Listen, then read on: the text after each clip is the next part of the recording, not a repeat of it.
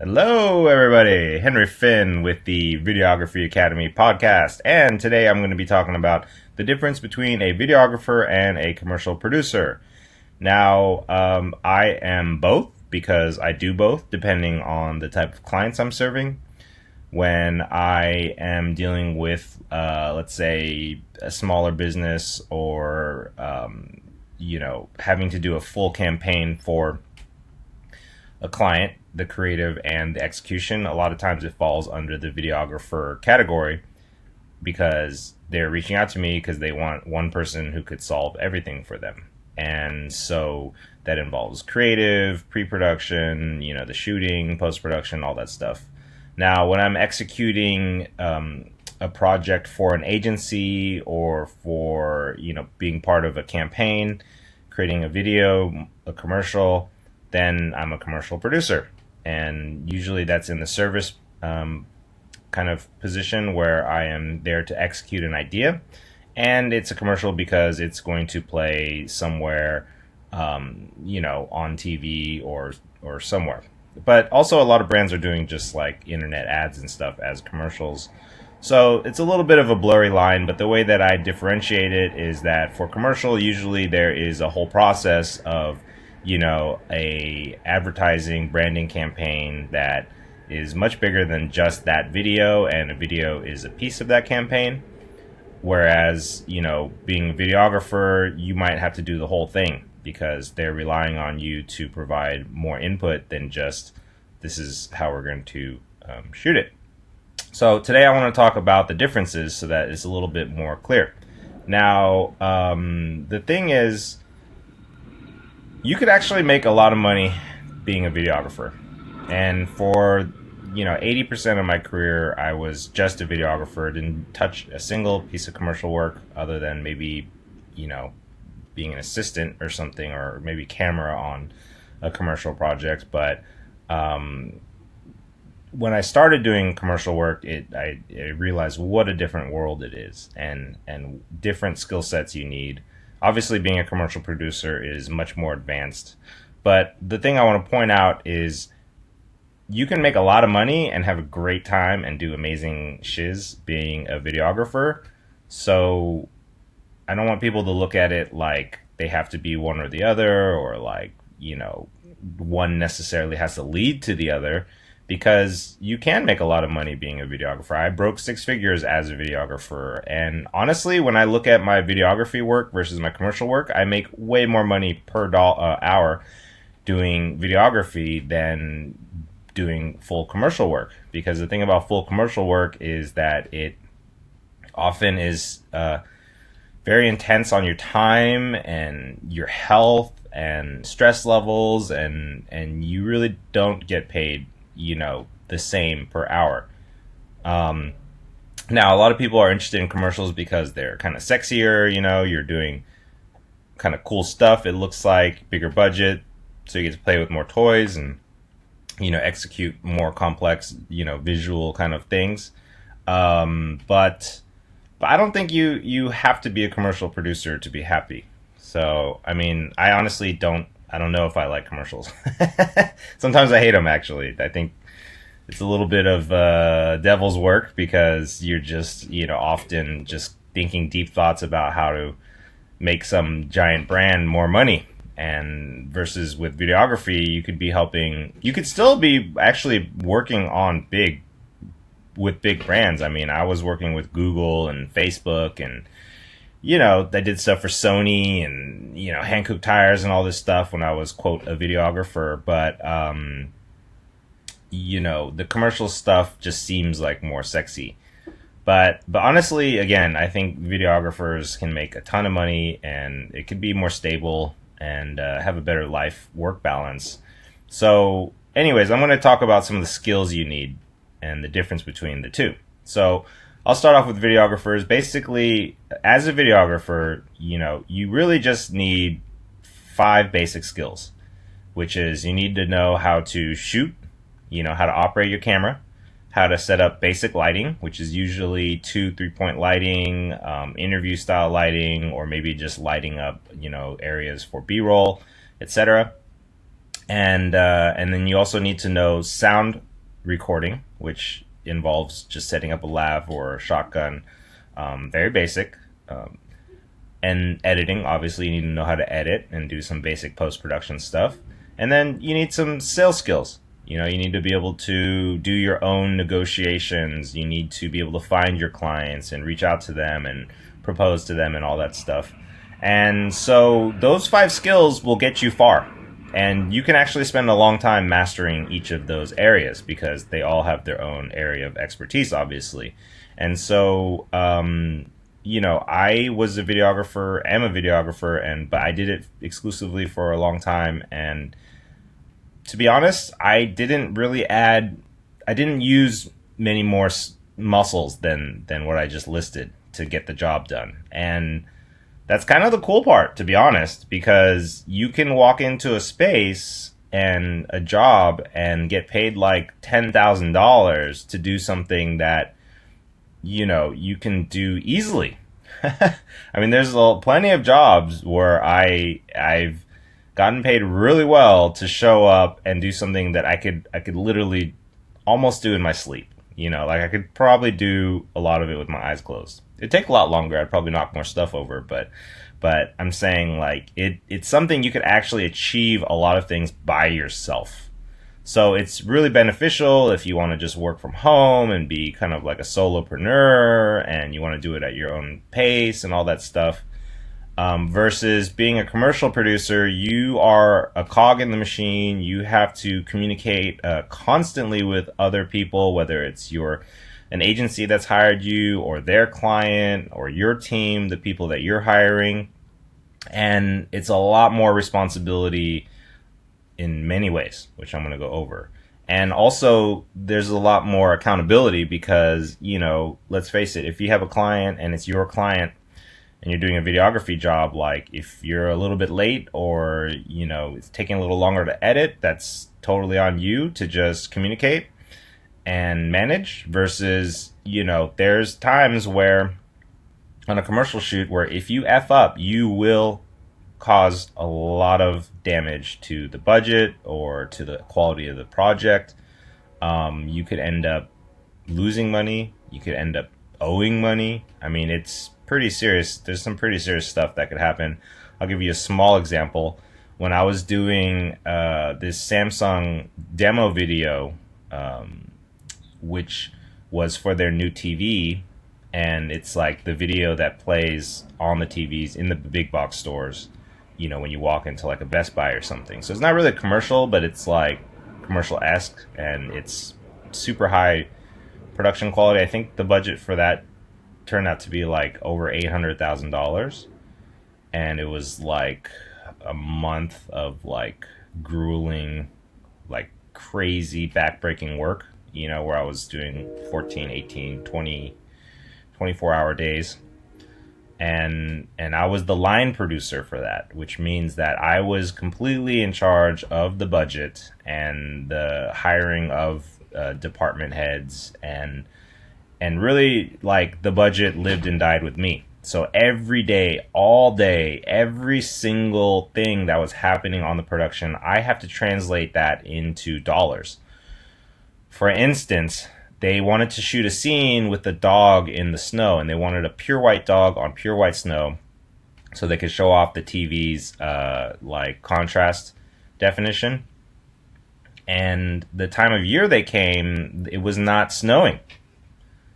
It was not, and it was very dicey. Like the snow was coming and going, and the snow was like 3.5, 4 hours away. And every day I'm checking the weather, and I'm freaking out because it's gonna say it's gonna snow, and then it say it's not, and it's like I have to figure out how to, all the logistics for the location. Like, where are we? Like, can we rent equipment closer to the area? If not, which equipment do we have to rent from the Bay Area and drive up there? Like, who's gonna drive it up? Like, what kind of trucks do we need? Where are people going to stay? Finding lodging for like 20 people. Budgeting that out, and then no snow. So I'm like doing all those numbers, and then I got to do the same thing for like LA, in I forgot where their area is that they have snow, but I did do the exact same thing where I'm like thinking, okay, how long is the travel going to take? Who am I going to bring down there? Should I hire some SoCal people? Is it cheaper to do that? You know, all that stuff. And I'm just bouncing back and forth. And like, for instance, contacting the ski resorts and trying to agree to get them to let us shoot and use their gondola to shoot, because they had this gondola shot that they also wanted up there. Like the logistics of, oh, where's the dog coming from? How, you know, how's the dog going to get there? The trainer has to stay at a cabin. What are their requirements? I mean, it was like insane. You're just juggling so many things. And one day, which was like, it became so crystal clear, like the magnitude of like these micro decisions was, we were shooting up north with a bunch of hot air balloons, and we had 4 hot air balloons in the scene, you know, in a giant field. It was crazy because they're trying to line up the hot air balloons like to fit within the shot. They're trying to time, you know, how the hot air balloons go up, things like that. And it was essentially costing us about $50,000 an hour to use those hot air balloons, all 4 of them. And I remember I was sitting in my trailer crunching numbers, and I'm like looking at the time, and I'm looking at the quotes from the hot air balloon operators, and I realized this is my first time shooting with hot air balloons. And then I realized, wait a second, are they, because we budgeted, let's say 6 hours with them. And then I realized, wait a second, are they charging me for the breakdown time too? Or if we say cut, is that the end of when they're going to charge us? And if they are charging us for breakdown time, how long does that take? And so I talked to one of the hot air balloon person's like assistants, and I was like, do you charge for, and I should have asked beforehand, you know what I mean? But so we're on set, and I'm like, are you going to charge us for the breakdown time? And they're like, yes. And I was like, how long does it take to break down? And they're like, an hour. And I was like, oh my gosh, we don't have 6 hours. We have 5 hours. And then I looked at the time, and I'm like, oh my gosh, we're at like 4 hours and like 50 minutes. So we got like 10 minutes left to shoot. And if we go over that, it's going to cost another $50,000 that we don't have in the budget. That I don't know where that money's going to come from. Like, I would get fired, or at worst, I'd owe that money. So pretty serious. So as soon as I realized that, I jump on the walkie, and I'm telling the director, you know, and DP who are up on the hill, like, hey, this is the last shot. You know, and they're not answering because they don't care, because they just want to get the best shots and milk it and get as many shots as possible. And they're not thinking about the fact that it could totally screw me over. So I jump on an ATV, I smash up the hill, I grab their microphone, and I tell every single person on the crew, and I walkie like the hot air balloon operators, and I'm like, after the shot, you guys are done. You're breaking down no matter what. So, you know, get your damn shots. And so I just stayed there until the 10 minutes was up, and I made everybody stop so that we wouldn't go over budget. And I was like, wow, like if I had just been 10 minutes later, like I dilly-dallied or hung out at crafty table and was eating snacks or was taking a nap or whatever, something like that, I would have ended up costing the production $50,000.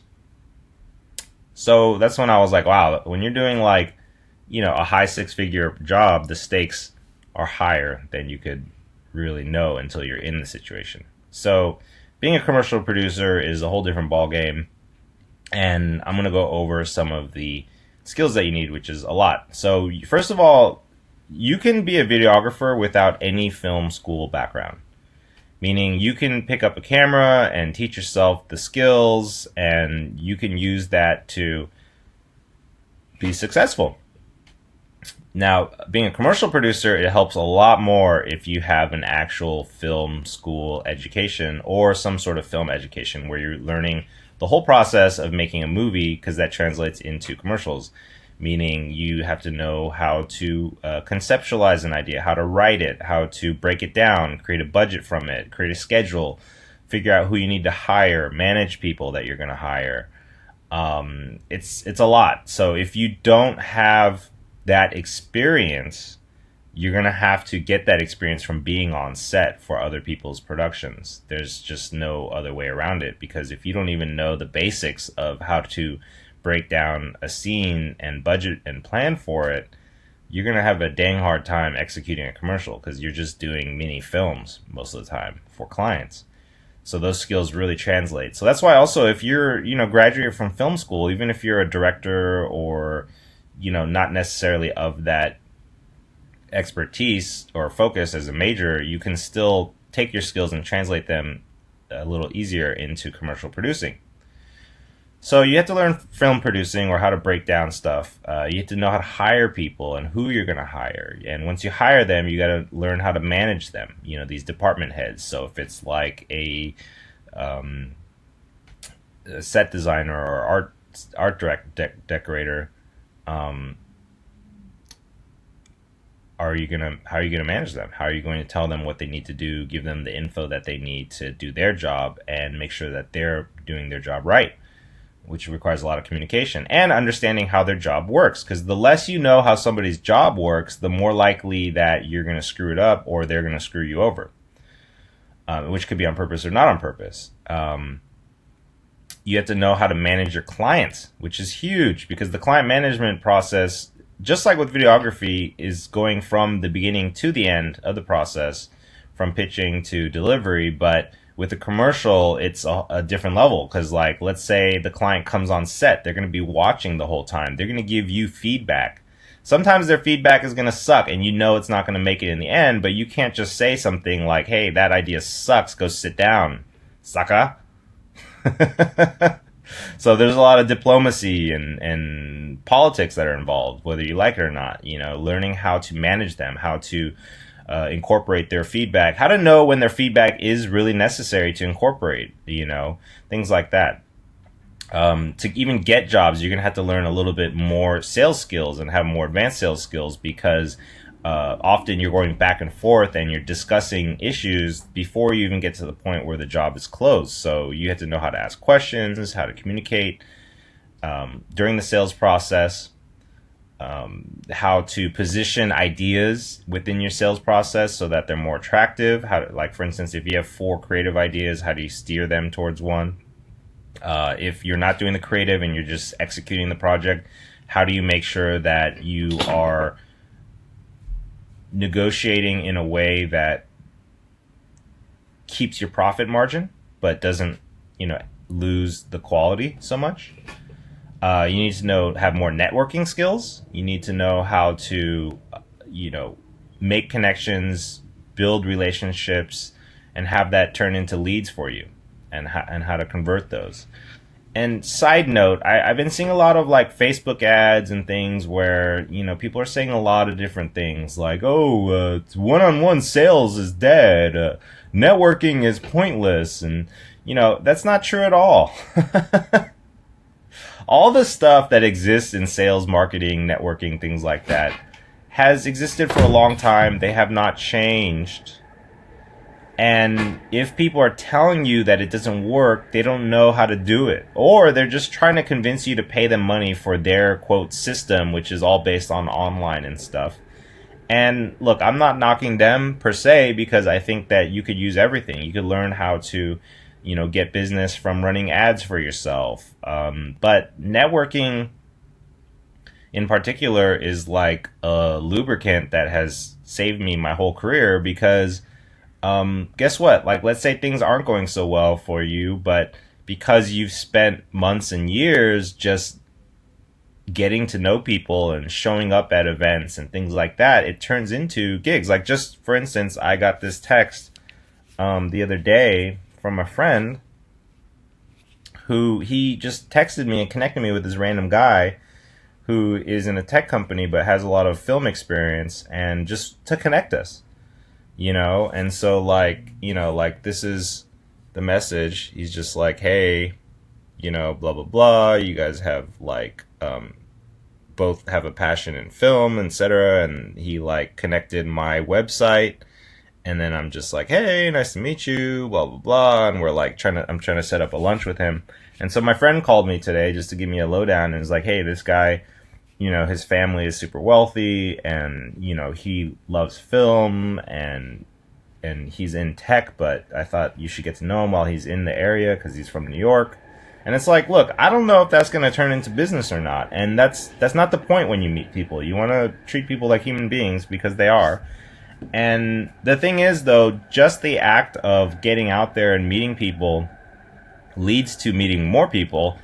And you never know when it turns into business. And that's the thing about networking is, you shouldn't treat it as like your sales pipeline. Again, it's like the lubricant, right? If you don't do any networking, you're missing out on so much opportunity that could make your life easier.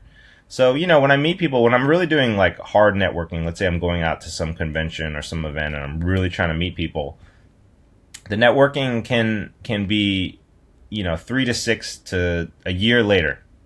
It's 3 to 6 months to a year later when that might turn into business. But it's still cool when it comes in because you didn't spend money on it per se. And also, the more you do it, the more it builds your reputation, the more that people start to think of you for a specific need, and then they refer you.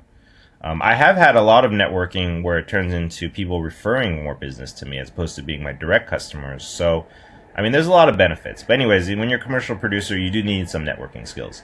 Also, people skills. You have to be able to talk to people. I'm, as I've said before, actually an introvert. And so it can drain me to have to go out and talk to people. I used to really hate it. But as I got older, I became to really just appreciate humanity and people and the beauty of human relationships. And that's when I became much more joyful in talking with people and getting to know them and being part of the community. Which brings me to the next thing, which is community reputation. When you're a commercial producer, because you're hiring people, because you are paying people, because you are negotiating with people, dealing with them, in your community, you're going to start to build a reputation because no matter what city you're in, it ends up becoming a small world. All my subcontractors know each other. So I try to take care of people. Because guess what? On a commercial job, if it gets really busy and let's say everybody's has other opportunity, that might be the difference between you landing somebody like a Steadicam operator you really need, or a DP or an editor or motion graphics artist. Is like, will people refer more people to you, and will they want to work with you because they have heard about you? If you have a bad reputation, you won't even know when people are not interested in working with you because they're not going to respond. You know what I'm saying? So the community reputation is very important in terms of your peers and people above and below you, versus with the videographer, your community reputation is really just your clients because it's just you doing it. So community reputation is very important for commercial producers. Also, the key job essentially for a producer is learning how to budget a job and budget creation and budget management. Now, when the way it works normally, if an agency or somebody comes to you, they're going to come to you with an idea, and they're going to say, hey, this is the general idea. What would you bid on this? Or here's the budget range. Can you give me an idea of what you could execute for that budget range? And you could give them a couple options. But the point is, you need the skills, and this is where the film school training really comes into play, or the real world experience of making films and things like that, is you're going to have to look at this creative idea and you have to really make a budget. You have to have an idea like, oh, is this doable? I've had people send me stuff where based on the idea and the budget, it's just impossible to do. I won't make money. I might lose money. And then my job from there is to suggest alternative solutions like, oh, instead of shooting in a real casino, how about we just, find an abandoned one and dress it up? Or just, the point is we just need a close-up of the slot machine. We don't need a whole casino for that. Why don't we just rent a couple slot machines and dress a set like a hotel or something and make it look like a casino? That's just an example. You need to be able to come up with creative solutions, alternatives to make a budget work, because most of the time they're going to try and get the most they can, which means the budget gets squeezed quite a bit. You need to know how to cast people. You need to know how to find talent and how to fill the job duties that are needed, whether you need actors or extras, or if, I've done work where we need animals. I bid but ended up not taking this job that it required a ton of animals for this other like Samsung thing. And when I was looking at the budget and how many animals required and stuff, it was just seemed impossible. So my friend and I, we ended up kind of just not taking the job, because what's the point of taking, no matter if it sounds cool, if it's commercial, or if it sounds big budget, like even if the budget is $400,000, but you do the budget and you realize, wow, this is actually should be like an $800,000 job, you shouldn't take it. Because first of all, not only will you not make money, but let's say you screw up, you're going to lose a client forever. Versus if you don't take the job, then they can still come back to you later. You know what I mean? Another thing you have to know is how to negotiate too, because you're going to be doing a lot of fulfilling of the items in the budget, and you need to know how to find deals and how to get deals. For instance, let's say we're shooting restaurants, and then you're going to need to find a restaurant, and you're going to have to find a way to get them to agree to let you shoot for within your budget. If the budget's zero, or if the budget is a lot of money, it doesn't matter. The point is you're going to have to find the right place, and you're going to have to get them to agree to it. And that it's not just like locations. It could be anything from, hey, like, can I get catering for this day, and how can we get it so it's only $15 per head, versus let's say this catering company usually charges $20 per head. Is there something you could do to get a discount? Sometimes that means being creative. I've gotten discounts on things by saying, look, we're going to have behind the scenes footage. I will give you that footage so you can use it to promote yourself. And they're like, okay, well, in that case, I'll give you a deal. Things like that. So negotiating is very important, because when you're negotiating, not only are you negotiating on behalf of the project, a lot of times you are negotiating on behalf of your own profit. So, it behooves you to learn this skill. Another thing is time management. Time management over the project, like how long is the overall project? Do I have enough days to do it? Where are we going to have some problems? And then managing time on set. Now, you can have like people on set whose job it is, but really it's still your job to understand that and to be able to direct it as a producer. In a commercial world, a producer is doing a lot of work, most of the work than any other person on set. And when we have big budget jobs, we have multiple producers, so we can break that responsibility down.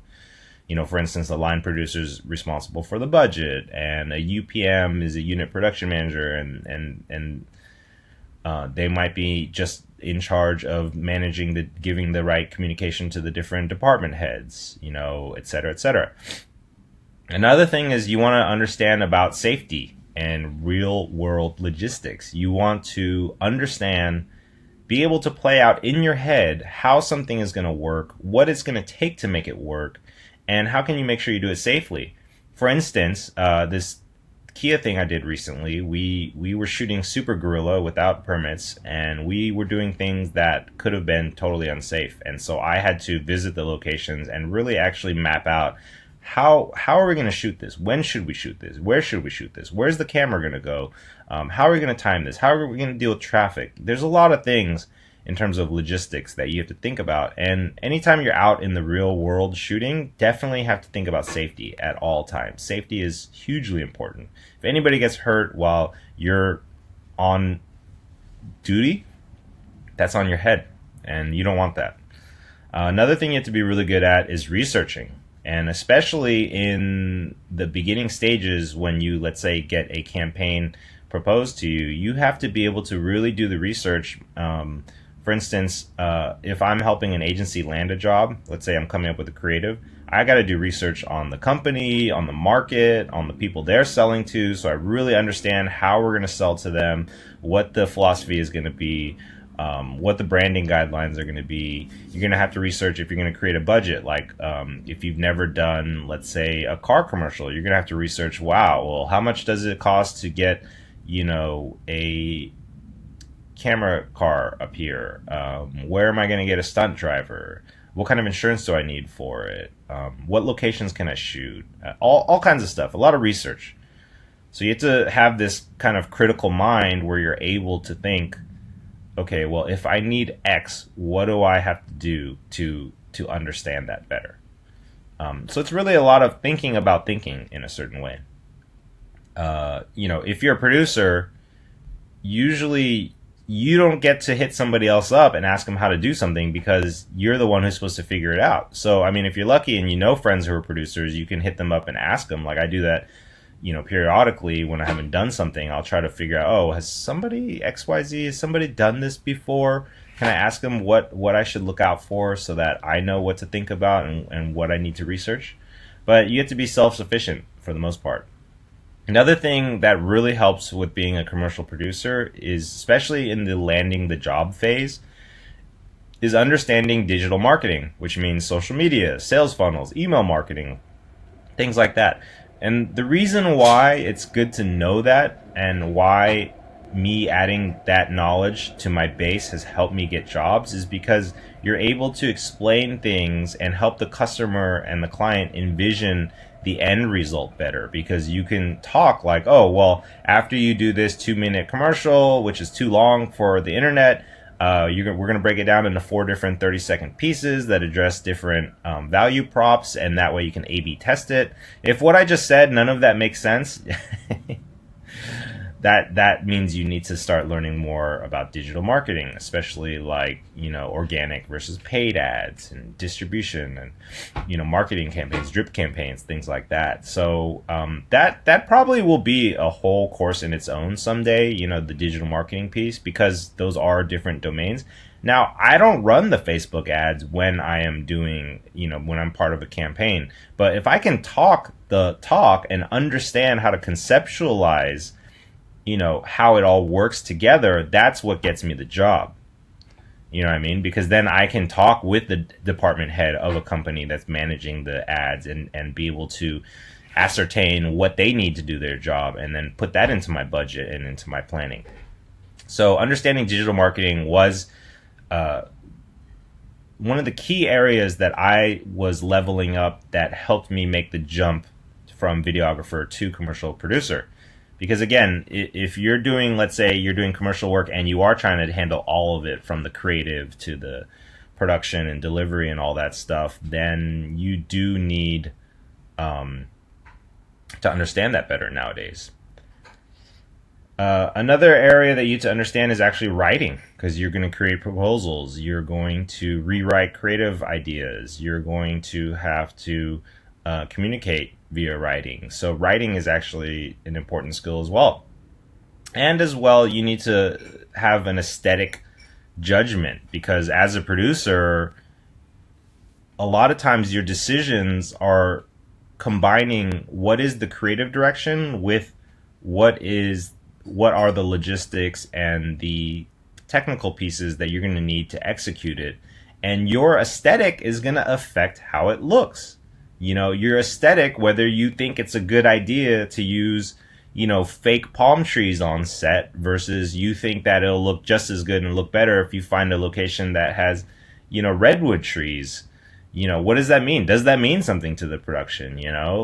Does it mean something to the overall piece? You're constantly calculating what are the aesthetic goals and what are the technical requirements to get it done regarding logistics and the budget and stuff, and how can I make it work?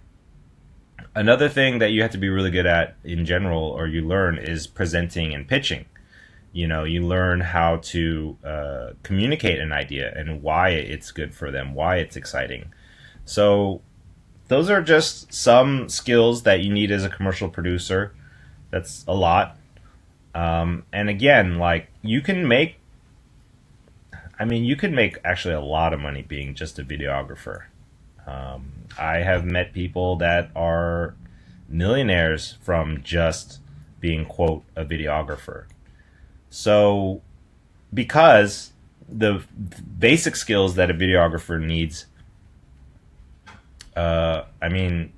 while it doesn't seem sexy, it actually is very useful for businesses and brands. And a lot of times as a videographer, if you're working with an actual marketing head or somebody that's managing the campaign for the company, you're just there to get the shots done, get the shots out, and get the product out. And I mean, that's worth a lot to people. 10,000, 50,000, up to 100,000, I'd say, per job you could do just as a videographer. Usually if it's like 100,000 or more, you're really in the commercial territory. So, but again, it's more about the profit margin and the effort and the time you're putting in that makes it more profitable often. For instance, if I have a startup video where it's like a mini commercial for them, but I'm doing all the creative and all the production for them, and if the budget's like 20,000 but it costs me less than 10,000 to shoot it